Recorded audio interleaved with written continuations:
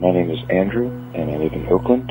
Woke up at around 10. Usually there's a good amount of light coming through my window, and there was no light coming through my window, and I went and opened my front door, and there it was, you know. Yeah, it was like nighttime. It was red. It was very red.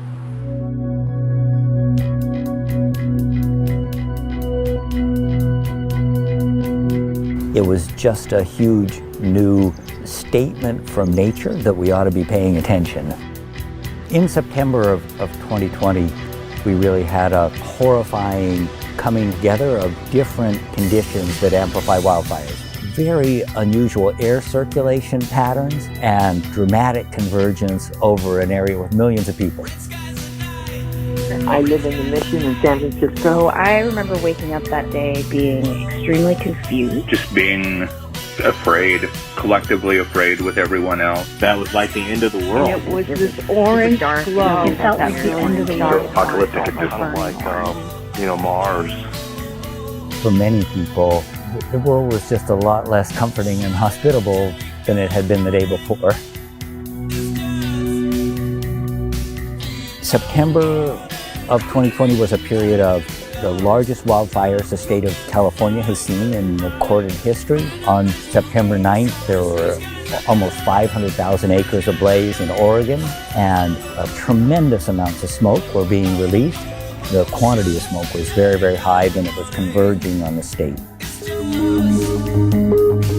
Smoke wasn't right against the ground.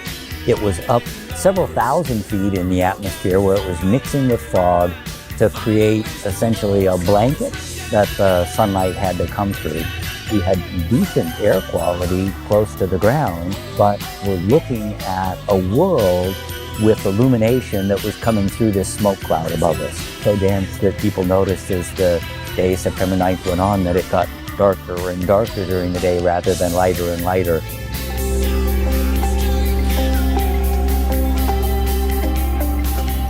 And the reason the cloud is red is kind of like the reason that sunsets are red.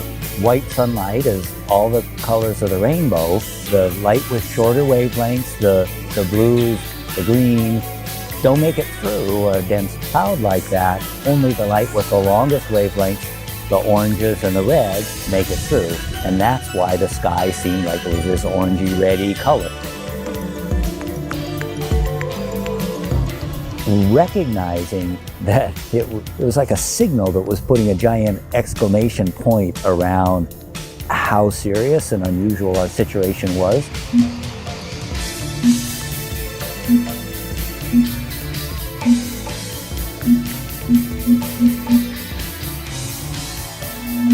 The most recent studies indicate that in the last couple of decades, about half of the increase in wildfire activity is a direct result of the climate changes that have already occurred. In the last 30 years or so, climate change has basically doubled the amount of area that we lose in wildfires in a typical year. What climate change does is act very, very efficiently and in a targeted way to dry the most flammable components of a forest. The small twigs, the leaves. Just a few days of hot temperatures and dry winds can change these little twigs and leaves from maybe you could set them on fire to almost being explosive. So hot. Climate change definitely causes more wildfires, more days when we have wildfires, more days when we have heavy smoke. The challenges that people in San Francisco face around Orange Day are nothing in comparison to what the people whose lives are at risk from rampaging out of control wildfire are. Orange Day was more than anything else just a giant exclamation point about how serious the conditions are and how weird the situation was. I feel like they are getting worse, and I feel like those fires are just going to be a constant thing. It's hard not to have an apocalyptic consciousness. It just means our climate change is upon us, as we've been warned for so long.